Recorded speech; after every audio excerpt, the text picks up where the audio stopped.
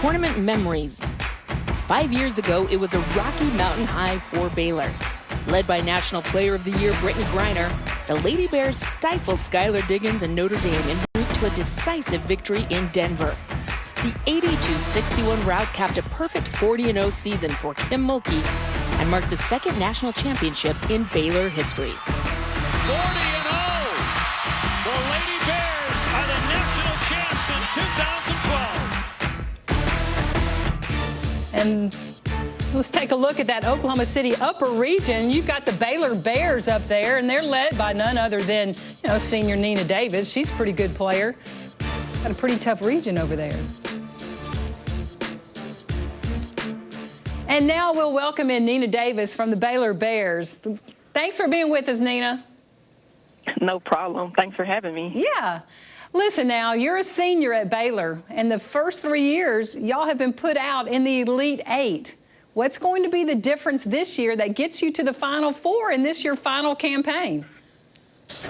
Just the experience I think we've learned from getting stopped 3 times in a row. We have 4 seniors on this team, and it's our responsibility to let the younger players know what's really on the line and what March Madness is all about. Each one of the lessons that we learned from losing the Elite Eight, we can just take it and try to use what happened there and just try not to let it happen again this year. Hey, listen now, Alexis Jones suffered an injury in that game against Texas, and that was a huge win for Baylor in Austin. Is she back practicing with y'all and getting ready to play in the NCAA tournament? She is. She had her first full speed practice yesterday, and she looked great. So she's definitely back. So going into the tournament, we'll have our full team. All our pieces are back, so we're ready to go. Okay, you have got to feel really good about that, right? I do. We're a good team without her, but we're definitely a better team with her. And just having all the pieces, you never want to go into a tournament missing one of the main players. So having her back is definitely a great feeling. Hey, Nina, I've known Coach Mulkey for a long time, and I know how incredibly competitive she is.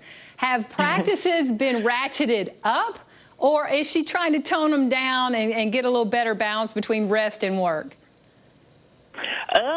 She's a smart coach for sure. She's definitely a competitor, but she's done this for a while. So she has a great balance between work and rest. But as you said, she's a competitor. She's ready to get going, so she's going to push us to the limit. She knows how hard she can push us, and she's a coach that's done a lot of winning. So she knows what it takes to win a national championship because she have won too. So she's definitely going to push us to where we need to be. There's no question she's done a lot of winning, that's for sure. Hey, Nina, thanks for joining us today, and good luck in the tournament. Thank you. Well, it sounds like Nina Davis is pretty happy to have Alexis Jones back. But Nina, she's 5th in Baylor history with 2,365 points. That's putting the ball in the hole. And a team-high 19 points per game in the Big 12 tournament, despite their early exit from that this season. For more on the Baylor Bears and the Oklahoma City region, let's toss it over to Beth and Debbie.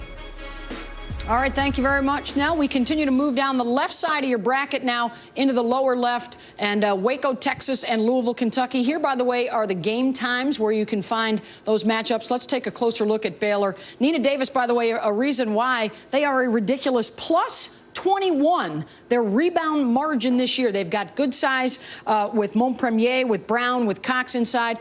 They're going to have the closer back, Alexis Jones, and they are close to home. They don't even have to get on a plane to win a national championship. Just go to Dallas for the Final Four. Alexis Jones is the closer, and she will be the difference. You can stuff the high-low game. You can take away interior play. You cannot guard really good guard play, and they have that with Alexis Jones. We're going to move them on, and then LSU, California. Now, you can complain about California getting in, but once they're in, they got a chance to move on. We think Baylor's going on. You going to take LSU or Cal here? I'm abstaining from this pick. We're going to move Cal, I think, on. Yes, just to Cal. continue that conversation. Louisville, Kentucky will be Tennessee, Dayton, and Louisville, Chattanooga.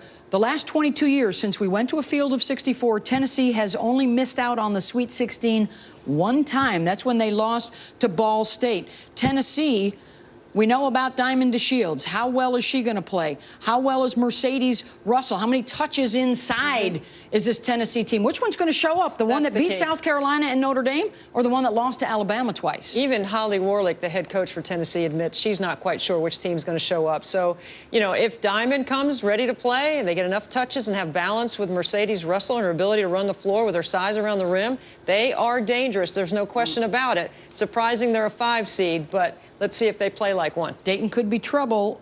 Remember last year, 12s over 5s twice. The Louisville Cardinals, it's theirs to win or lose here at home. They'll open up. Jim Foster, the head coach at Chattanooga, now in his 30th NCAA tournament for the Ville.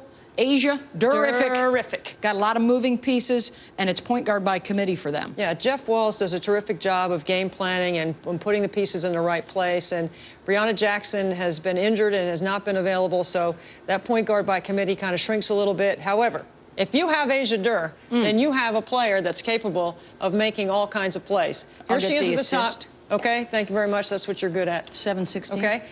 There's a lot of misdirection over here. Here's a screen, and then you're going to see Mariah Moore go back off another screen. Jeff Walls does a great job of doing all that. Okay, forget all that, because here's what you got.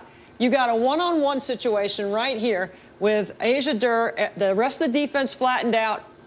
Zip. Boom. No problem at all. Okay, now watch this play right here. This is what I love about Asia Durr, is that she pushes the ball in transition, okay? She also has vision to see. She can see here, she can see here, she sees the whole floor. She does a great job of assessing, all right? This is good patience and poise by Mariah Moore, who's wide open, who could have taken the shot. However, the extra pass allows Asia Durr time. And then she is very good in all 3 levels. She has the pull-up, she has the floater, she has a variety of ways to score. This is a dangerous Louisville team. She's got the ball, she's hot, she plays with a scorer's mentality. With Maisha Hines-Allen, who was last year's Player of the Year in the ACC, this is a dangerous team. That's the potential second-round matchups there. Baylor, Cal, Tennessee, Louisville. You know who else is a little bit like Durr in terms of doing it all? That would be Kelsey Plum.